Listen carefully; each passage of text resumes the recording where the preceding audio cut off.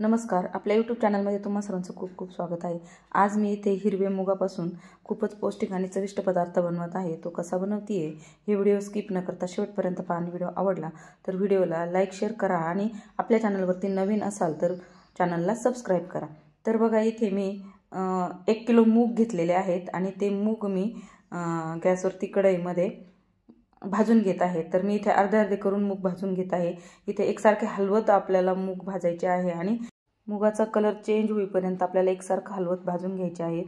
बघा इथे आपले मूग भाजून झालेले आहेत। आता आपल्याला एका ताटामध्ये थंड होण्यासाठी मूग काढून घ्यायचे आहेत। बघा इथे मी एका ताटात मूग काढून घेतलेले आहेत।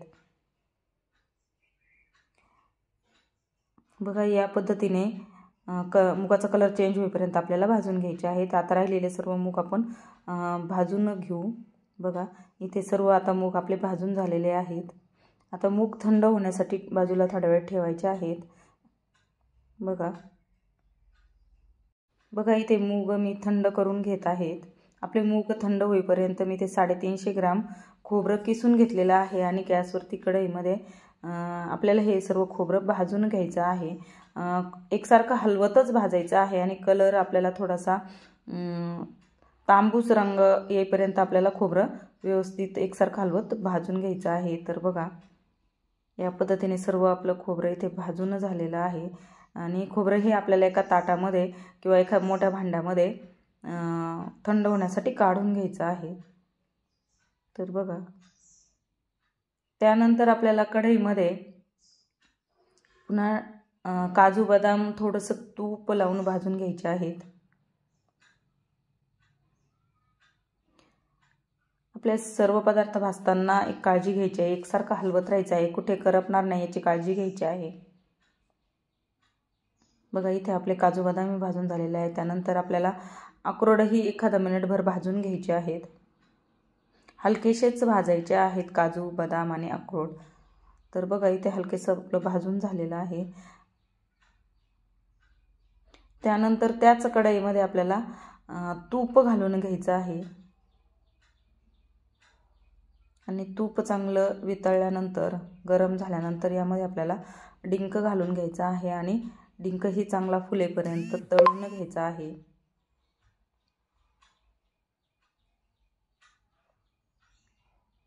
बघा इथे डिंक आपला व्यवस्थित तळून झालेला आहे आणि मंद गॅसवरच आपल्याला हे सर्व पदार्थ भाजून किंवा तळून घ्यायचे आहेत।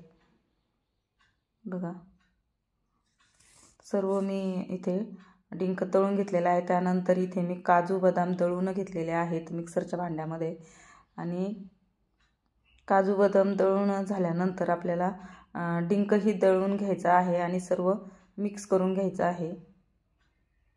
बघा इथे मी डिंकही मिक्सरला वाटून घेत आहे आणि डिंक ही सर्व खोबऱ्यामध्ये आपल्याला मिक्स करून घ्यायचं आहे।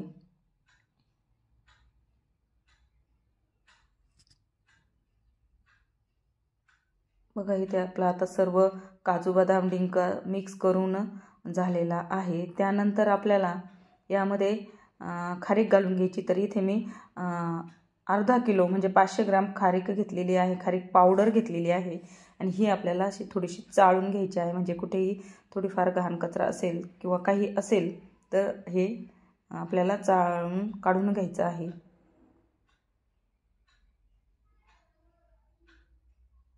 किंवा जाडसर वगैरे राहिलेलं असतं कधी दळताना तर ते आपल्याला सर्व काढून घ्यायचं आहे आणि व्यवस्थित चाळून झाल्यानंतर खोबऱ्यामध्ये खारीक पावडर मिक्स करून घ्यायची आहे।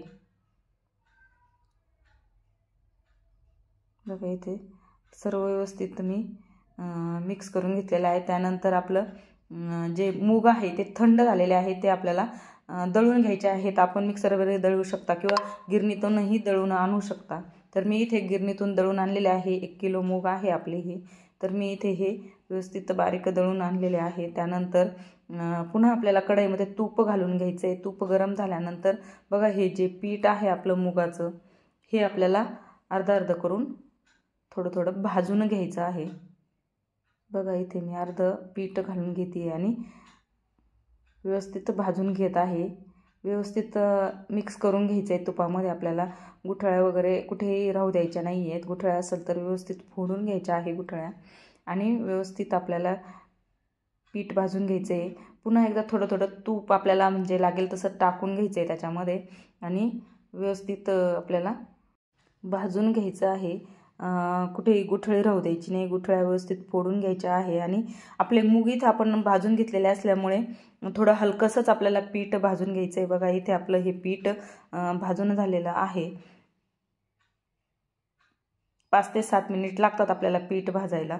त्यानंतर आपल्याला हे खारीक खोबऱ्यावरती पीठ घालून घ्यायचं आहे, काढून घ्यायचं आहे कढईमधून आणि राहिलेलं पीठही आपल्याला याच पद्धतीने भाजून घ्यायचं आहे.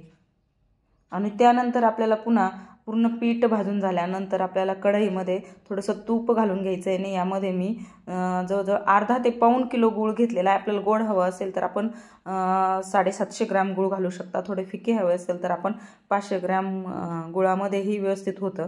500 ग्रॅमही घालू शकता. पण इथे मी 750 ग्रॅम गूळ घालून घेतला आहे आणि एकसारखं हलवत असा वितळून घेतलेला आहे. आणि गूळ पूर्ण वितळून झाल्यानंतर आपल्याला खारीक खोबरं आणि जे मुगाचं पीठ घालून जे मिश्रण केलं आहे त्यावरती आपल्याला घालून घ्यायचं आहे सर्व वितळलेला गूळ. आणि आपलं हे सर्व असं घालून झाल्यानंतर आपल्याला हे व्यवस्थित असं मिक्स करून घ्यायचं आहे. व्यवस्थित आपलं एकजीव झालं पाहिजे या पद्धतीचं सर्व आपल्याला मिक्स करून घ्यायचं आहे. तर बघा इथे सर्व मी मिक्स करून घेते. बघा इथे सर्व आपलं मिक्स करून झालेलं आहे. नंतर हाताने सर्व आपल्याला असं गुठळे वगैरे कुठे राहिले असेल तर व्यवस्थित एकजीव करून घ्यायचं आहे आणि आपल्याला याचे लाडू वळून घ्यायचे आहेत. एकसारख्या आकाराचे आपण इथे सर्व लाडू वळून घेणार आहोत. बघा खूपच छान आणि पौष्टिक चविष्ट असे हे लाडू तयार होतात. तर मग हे पौष्टिक लाडू आपल्याला कसे वाटले तर मला हे कमेंटमध्ये सांगा. तुमच्या एक एक कमेंटने मला खूप प्रोत्साहन मिळतं. त्यासाठी कमेंट नक्की करा आणि सांगा कसे झाले ते. तर बघा या पद्धतीने आपल्याला असे लाडू आता सर्व बनवून घ्यायचे आहेत. बघा या पद्धतीने सर्व लाडू आपण आता बनवून घेऊ. बघा एवढ्या मिश्रणामध्ये जवळजवळ 80 लाडू आपले झालेले आहेत. आणि हे लाडू कसे झाले मला हे नक्की कमेंट करून सांगा. आणि व्हिडिओ आवडला तर व्हिडिओला लाईक शेअर करा. आणि आपल्या चॅनलवरती नवीन असाल तर चॅनलला सबस्क्राईब नक्की करा.